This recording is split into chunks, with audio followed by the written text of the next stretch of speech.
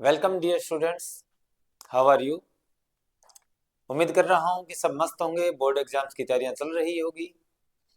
हालांकि ये board exams जो है वो आप दे लें जैसे तैसे करके, जैसे भी आपको ठीक लग रहा है।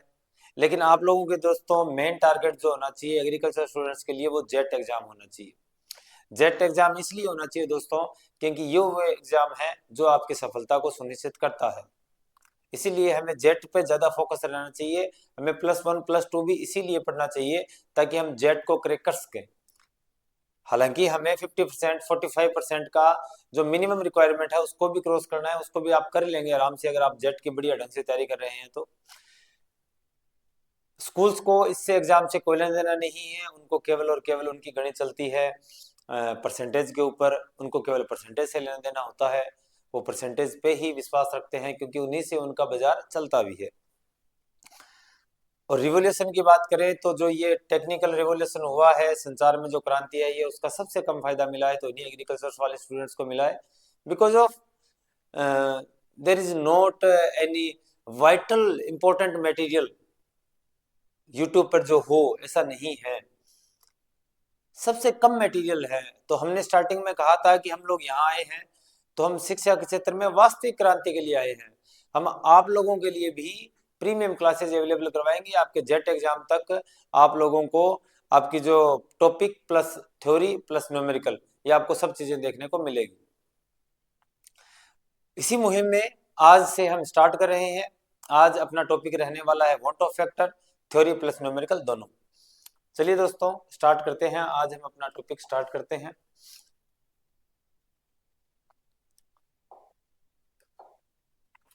आज अपना टॉपिक रहने वाला है want of A factor. Want of A factor.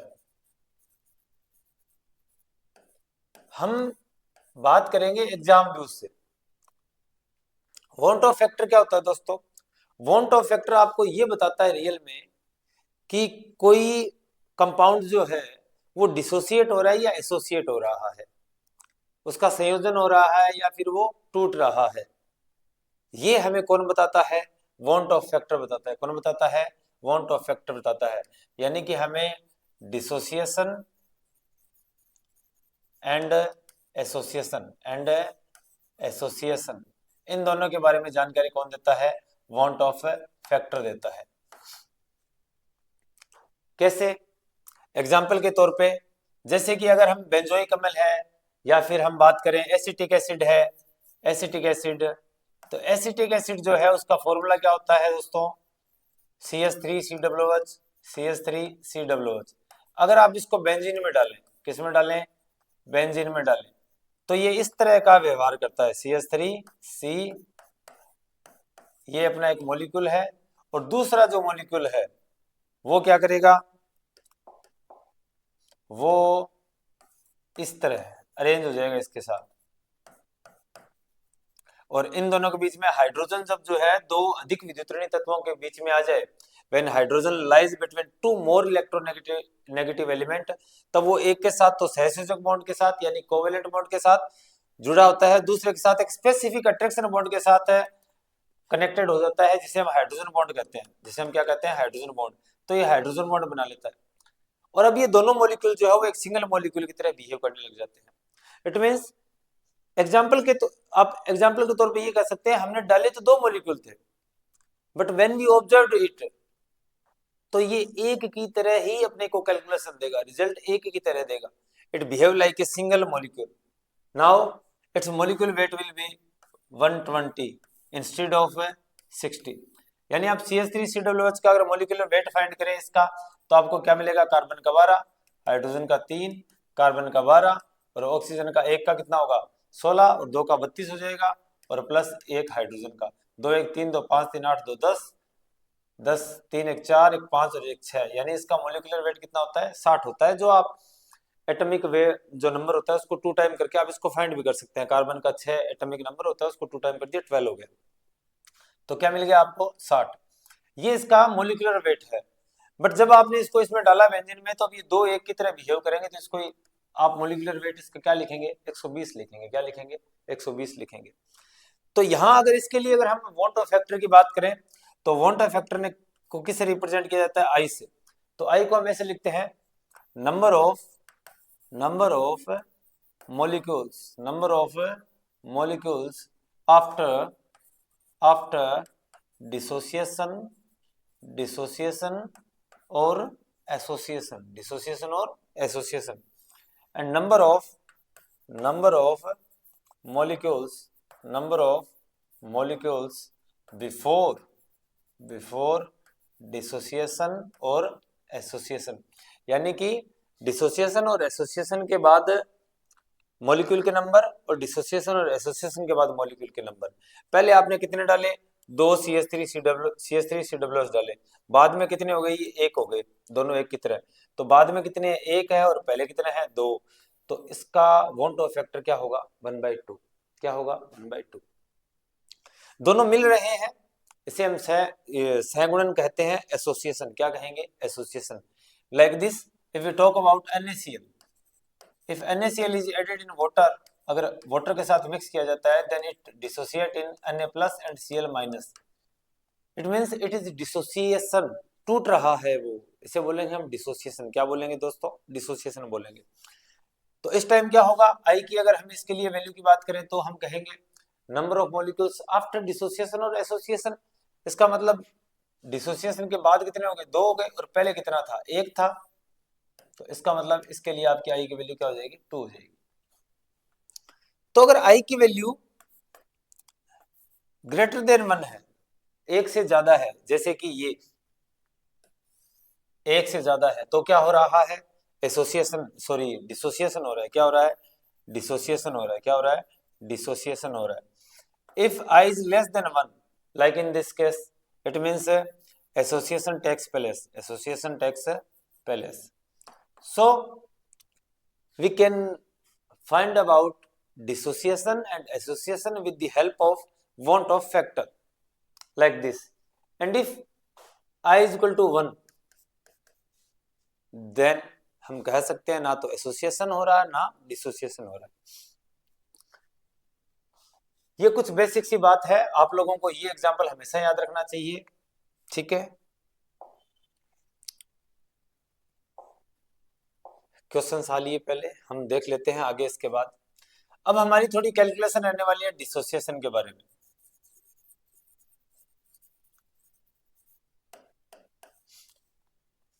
अब कोई कंपाउंड कितना डिसोसिएट हो रहा है, ये उसकी होती है अमाउंट ऑफ डिसोसिएशन। क्या होती है? Amount of dissociation.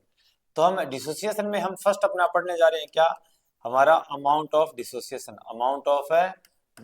अगर आपको कोई लैंग्वेज वगैरह का इश्यू हो या फिर आप लोगों को कोई राइटिंग का कोई इश्यू हो तो आप बता सकते हैं, मेरे को कमेंट बॉक्स में मेंशन कर सकते हैं। आपको रेगुलर जो है वो क्लासेस मिलेगी तो आप इस बारे में बता सकते हैं। अमाउंट ऑफ डिसोसिएशन क्या होती है? अमाउंट ऑफ डिसोसिएशन को हम अल्फा से रिप्रेजेंट करते हैं। किससे रिप्रेजेंट करते हैं? अल्फा से। कि कितनी अमाउंट डिसोसिएट हो रही है। The amount of compound that is dissociate, जो अमाउंट है कंपाउंड की जितनी डिसोसिएट हो रही है, टूट रही है, उसे ही हम क्या बोलते हैं? Amount of dissociation, which is represented with alpha.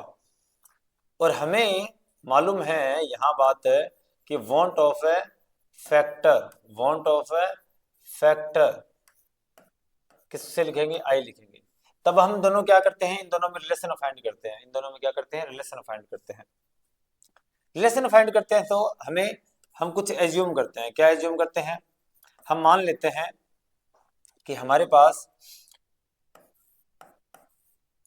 N पीछे लगा है और ये डिसोसिएट हो गए, कितने हो गए? Na हो गए। क्या हो गए? Na हो गए। कैसे? जैसे कि एग्जांपल के तौर पे ये कैसे लिखा है? H2 और वो आगे क्या लिखा है? 2H। यानी कि पहले ये एक सिंगल पार्टिकल था, सिंगल मॉलिक्यूल था, अब ये कितने हो गए? 2 लिए। कितने हो गए? 2। हालांकि अब एटम्स हैं, यहाँ मॉलिक्यूल्स था, लेकिन हम क्या कहेंगे? क्या पहले एक पार्टिकल था, अब कितने पार्टिकल हो गए? 2 पार्टिकल हो गए। हम यहाँ पार्टिकल्स की बात कर रहे हैं। अच्छा, T is equal to 0 पे when reaction is not started, it means if you assume that amount of reactant is 1 and on T is equal to 0 amount of product will be 0। Reaction start नहीं हुई है तो reactant 1 और product क्या हो गया? 0 हो गया अपना। अब अपने बात करते हैं at time T। T time पे क्या हुआ, माना कि टी टाइम पे इससे क्या हो गया, अल्फा अमाउंट डिसोसिएट हो गई। क्या होगी, अल्फा अमाउंट डिसोसिएट होगी। तो जो अल्फा गई है वो एन अल्फा फॉर्म करेगी। क्या फॉर्म करेगी, एन अल्फा फॉर्म करेगी। बहुत आसान सा है। और हम क्या कर लेंगे, अब इसको फॉर्मूले में लिख देंगे। आई इज इक्वल टू क्या होता है, number of particle, number of particle after after after dissociation, after dissociation. और डाउन में क्या लिखूंगा, number of particle, number of particle before dissociation, before dissociation, dissociation से पहले लिखेंगे। तो number of particle after dissociation क्या है, डिसोसिएशन ये हो चुका है, ये रहा। तो डिसोसिएशन हो चुका है, तो डिसोसिएशन के बाद कुल पार्टिकल कितने, इतने। पहले कितना था, केवल एक था। अब कुल कितने हो चुके हैं, इतने हो चुके हैं। तो इसको लिख देते हैं, यहाँ लिख देता हूँ। क्या लिखूंगा, i is equal to after dissociation कितने हैं, 1 minus alpha plus N alpha. ये तो पार्टिकल है किसके बाद है, डिसोसिएशन के बाद। और डिसोसिएशन से पहले कितना पार्टिकल है, ओनली 1। तो 1 की तो कहानी नीचे, उसकी तो कहानी एंड है, उसकी तो हम बात भी नहीं करने वाले। तो आई इज इक्वल टू क्या हो गया, 1 minus alpha plus N alpha. अब यहाँ से आप एक तो ये फॉर्मूला याद रख सकते हैं, क्या, अगर मैं इसको पहले लिख दूं एन अल्फा माइनस अल्फा, और यहाँ से क्या बन जाएगा 1 प्लस, ये आ जाएगा आपके पास अल्फा और एन माइनस 1। आप इस फॉर्मूले को याद रख सकते हैं, ठीक है। यहां से आप ऐसे भी कर सकते हैं, आई 1 इस तरफ लिया है, आई माइनस 1 और एन माइनस 1 अपॉन यहाँ इस तरफ आ जाएगा। तो इसको भी आप लिख सकते हैं इस तरह। तो ये दोनों फॉर्मूले अपने काम के हैं, आप इस बात को ध्यान रखेंगे। ये दोनों फॉर्मूले हैं जो अपने काम के हैं, इन दोनों फॉर्मूले को आप याद रखेंगे। अगर आपको याद नहीं रहता तो बहुत छोटा सा डेरिवेशन है, आप इस डेरिवेशन को याद भी कर सकते हैं। I minus 1 upon N minus 1 is equal to alpha. चलिए अब हम बात करते हैं यहाँ से एसोसिएशन की। किसकी बात करते हैं, एसोसिएशन की बात करते हैं। एसोसिएशन सेम पहले वो क्या हम मानेंगे इसके लिए, amount of association, amount of association. Amount of association क्या रहेगा, अमाउंट ऑफ एसोसिएशन रहेगा आपका अल्फा। क्या रहेगा, अल्फा। तो हम अल्फा और वांट ऑफ फैक्टर में, किसमें, वांट ऑफ फैक्टर में रिलेशन निकालते हैं। क्या निकालते हैं, इन दोनों में रिलेशन निकालते हैं। तो रिलेशन निकालते हैं तो सेम प्रोसेस है। आपको वो पीछे वाला समझ में आ गया, तो ये तो एकदम इजी है। तो हम एज्यूम करते हैं, क्या एज्यूम करते हैं कि आपके पास पहले कंपाउंड क्या था, आपके पास पहले कंपाउंड था Na, और अब वो किस में कन्वर्ट हो चुका है, An में। यानी कि पहले आपके पास 2H था इस तरह, अब वो किस में हो रहा है, H2 में हो रहा है। तो क्या हो गया, एसोसिएशन हो गया, दो पार्टिकल अब एक पार्टिकल में कन्वर्ट हो गए। तो हम क्या करते हैं, at time at T equal to zero, T equal to zero पे मान लिया इसकी कंसेंट्रेशन 1 है, इसकी मान ली 0 है। अच्छा, एट टाइम टी पे हम क्या कहेंगे, टाइम टी पे हम बोलेंगे इसमें से अल्फा कम मोली, इसमें से अल्फा कम मोली। तो ये अल्फा यहाँ इस बार एसोसिएट हो रही है, it means alpha upon n करेंगे अपने, क्या करेंगे, अल्फा अपॉन एन। इतना ही समझने वाला है बस, एक छोटी सी इतनी चीज समझने वाली है, और कुछ भी समझने वाली नहीं है। आई इज इक्वल टू क्या है, number of particles, number of particles after after association, after association.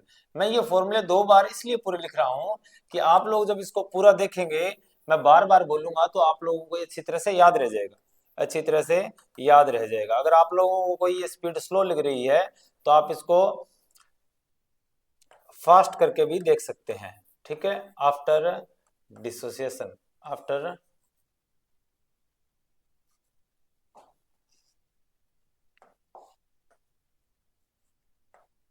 After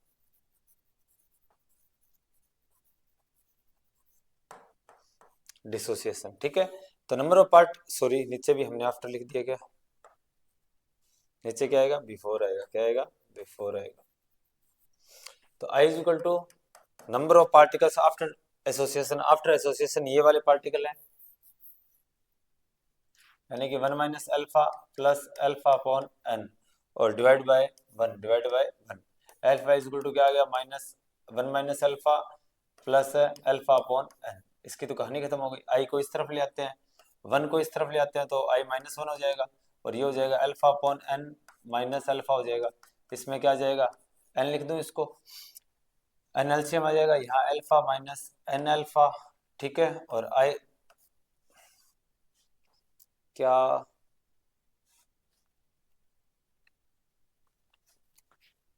ठीक है, यहां से आप अल्फा को कॉमन निकाल सकते हैं, क्या आ जाएगा 1 - n/1 शायद आगे लिखा नहीं जा रहा है क्या? चलो यहां लिखते हैं।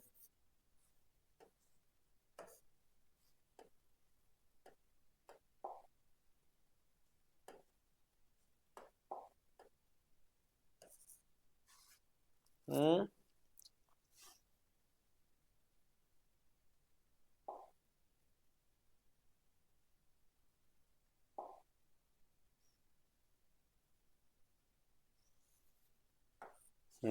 कई बार हो जाता है दोस्तों, ये अपने को बोर्ड पूरी तरह से चलाना आता नहीं है, तो इश्यू हो जाता है।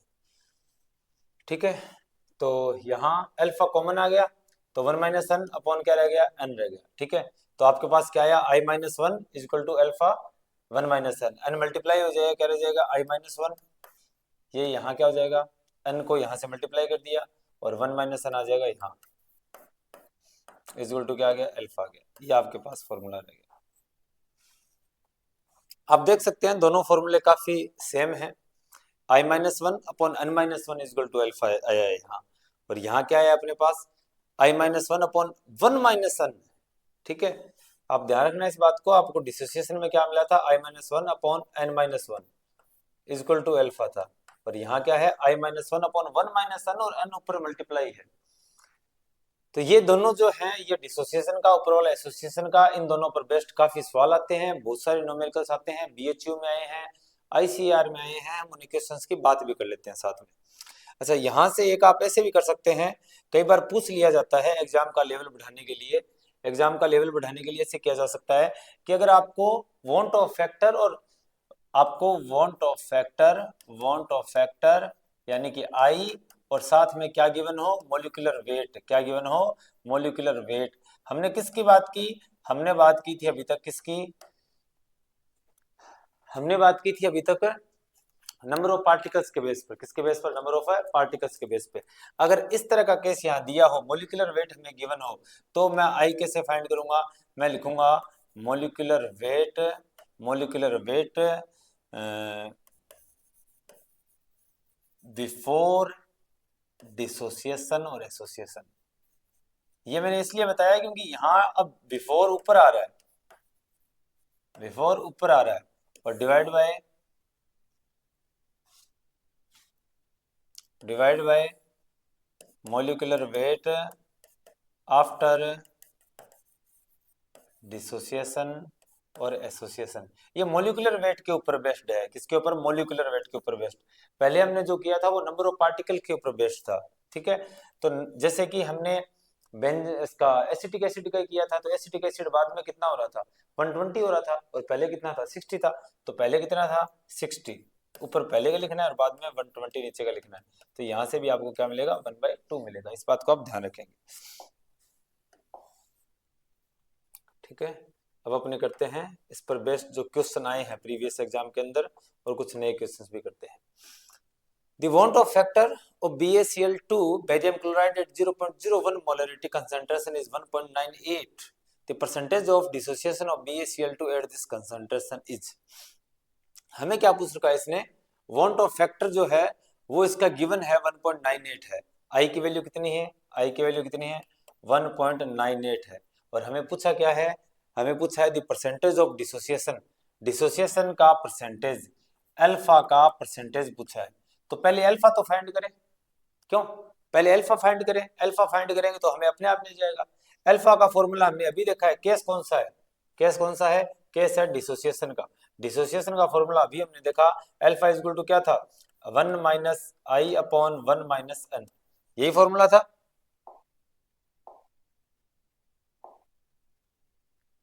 i-1 upon i-1 upon n-1।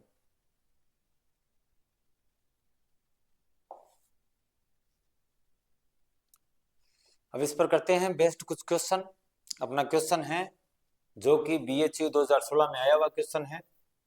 इसी तरह के क्वेश्चन आते हैं दोस्तों, The want of factor of BaCl2 at 0.01 molarity concentration is 1.98. The percentage of dissociation of BaCl2 at this concentration is, हमें क्या गिवन है, हमें आपको गिवन है यहाँ want of factor गिवन है BaCl2 का, ठीक है, और पूछा क्या है, concentration, percentage of dissociation, percentage of dissociation मतलब अमाउंट ऑफ डिसोसिएशन का परसेंट पूछा है।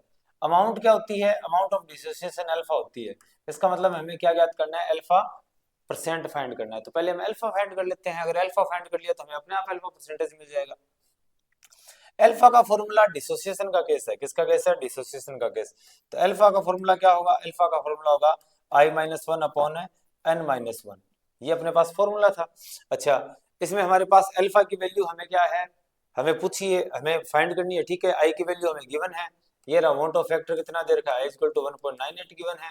अब इसके बाद बच गया n, n क्या होता है दोस्तों, n हमें मालूम है number of particles after dissociation, ठीक है, टोटल कितने हैं, तो हमारे पास BaCl2 है, क्या है, BaCl2, ये डिसोसिएट होगा तो क्या बनाएगा, Ba प्लस 2Cl माइनस,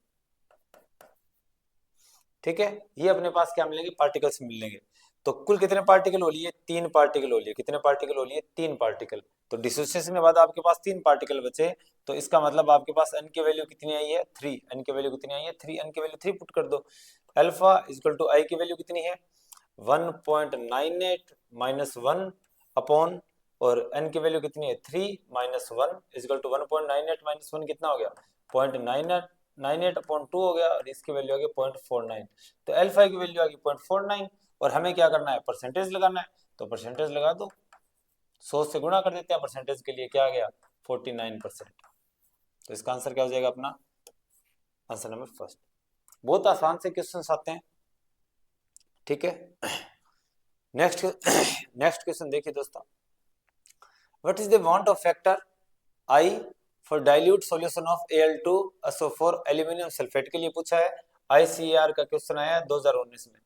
दोस्तों ये वो एग्जाम्स है जिन एग्जाम्स में अगर आप जैसे तैसे करके पार पा लेते हैं तो आप लोगों की लाइफ जो वो सेट हो जाती है, इसीलिए आप लोगों को बड़ी ढंग से इन एग्जाम्स की प्रिपरेशन करनी चाहिए। अच्छा, हमें क्या पूछा है, आई की वैल्यू पूछी है, किसकी वैल्यू, आई की वैल्यू पूछी है, और किसके लिए, Al2SO4 होल थ्राइस के लिए पूछी है। तो Al2SO4 ये डिसोसिएट होता है कैसे, कि दो तो एल्यूमिनियम के आयन आ गए आपके पास, ठीक है, और प्लस में क्या आ गया, प्लस में आ गया SO4 -2, और इसके कितने मॉलिक्यूल आ जाएंगे, 3, कितने आ जाएंगे, 3 आ जाएंगे, 3 पार्टिकल आ जाएंगे, ठीक है।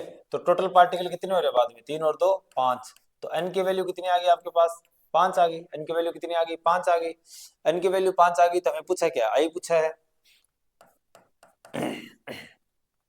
अच्छा, सभी में अल्फा गिवन है, सभी में अल्फा गिवन है, यानी हमें किसके साथ रिलेशन फाइंड करना है, अल्फा के साथ रिलेशन फाइंड करना है।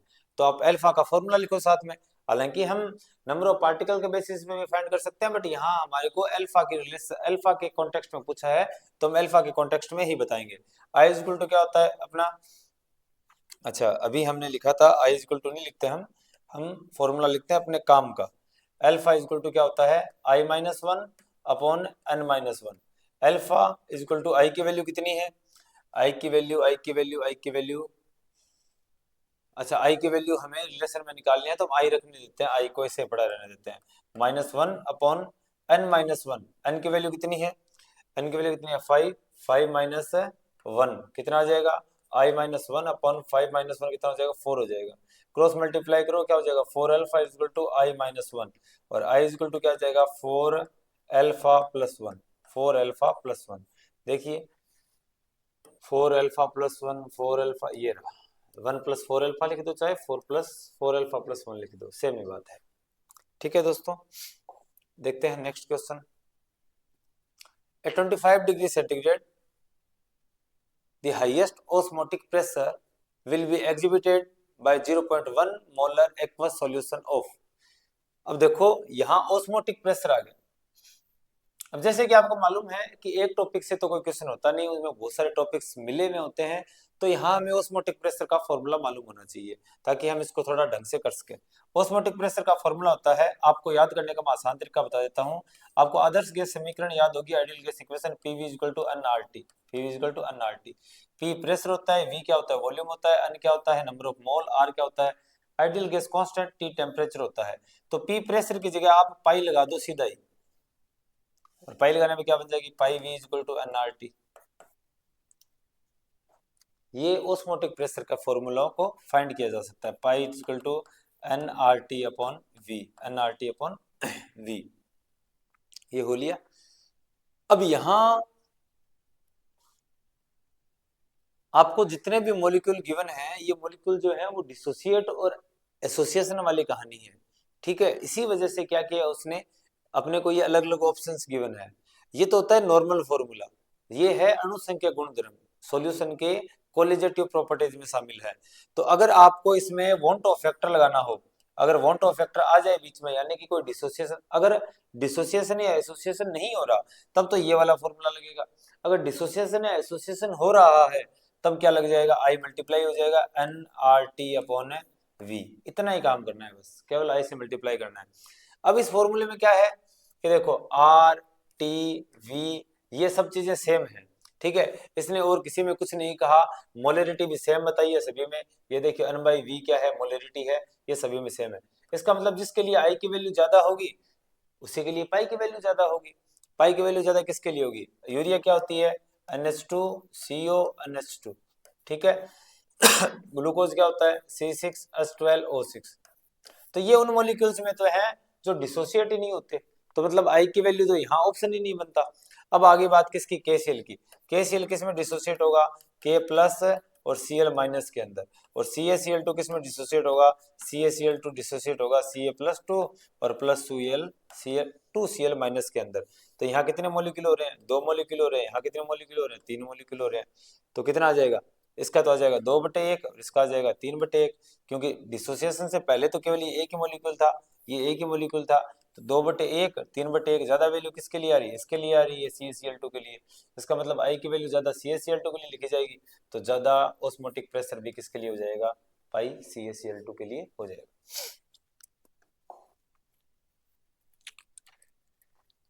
Which of the following salt has the same value for of want of factor as that of K3FeCN6? अच्छा, ये कोऑर्डिनेशन कंपाउंड है जिसका हम नाम देख लेना, इसका क्या लिखा जाता है, इसका नाम लिखा जाता है हेक्सा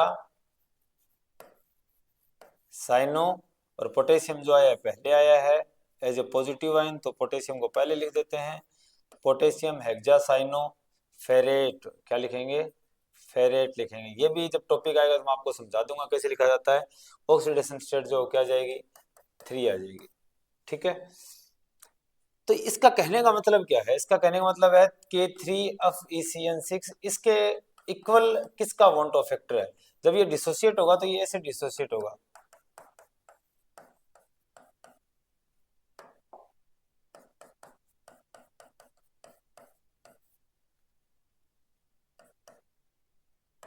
+1 सॉरी -1, ठीक है। तो मतलब 3 और 1 है 4, 4/1। यहाँ ये एक मॉलिक्यूल था, अब कितने हो गए, 4 मॉलिक्यूल हो गए, 4 पार्टिकल हो गए, तो 4/1 यानी 4 इसका क्या आ गया, वांट ऑफ फैक्टर आ गया। इसके इक्वल किसका होता है, देखो ये दो में ये कैसे टूटेगा, अभी बताया था हमने, बात की थी, 2Al 2L+3 एंड SO4 -2 और 3, तो 3 और 2 5 हो जाएगा इसका, तो ये नहीं हो सकता, ये होगा Na+ और Cl- में, तो ये 2 हो गए, 2/1, इसका भी नहीं होगा क्योंकि इसका 4 है। ये देखिए ये हो जाएगा Al+3 और +3NO3 माइनस, तो 3 + 1 4 इसका वेट रहा है, और ये किसमें होगा 2Na+ और प्लस SO4 -2, 2 और 1 3, तो ये 4 इसमें आ रहा है 3 नंबर वाले में, तो इसका उत्तर क्या हो जाएगा, 4 नंबर हो जाएगा, 3 नंबर हो जाएगा एल्यूमिनियम नाइट्रेट। इस तरह से दोस्तों काफी आसान क्वेश्चंस रहते हैं। रेगुलर हम लोग आप लोगों के लिए क्लासेस डालने की ट्राई करेंगे, रेगुलर आप लोगों के लिए क्लासेस अवेलेबल करवा पाए। आप अपने साथियों को, आपके जो साथी हैं जिनके पास क्लासेस अवेलेबल नहीं है, जो अफोर्ड नहीं कर पाते या यूट्यूब पे अभी भी तैयारी करना चाहते हैं एक पूरे स्ट्रक्चर्ड सिस्टम के साथ, वेल क्लासिफाइड सिस्टम के साथ, तो आप उनको भी क्लासेस शेयर कीजिए, चैनल को कृपया सब्सक्राइब कीजिएगा और रेगुलर क्लासेस लगाने के लिए नोट्स बनाते रहिएगा। चलिए दोस्तों, धन्यवाद, मिलते हैं नेक्स्ट क्लास के अंदर नए टॉपिक के साथ।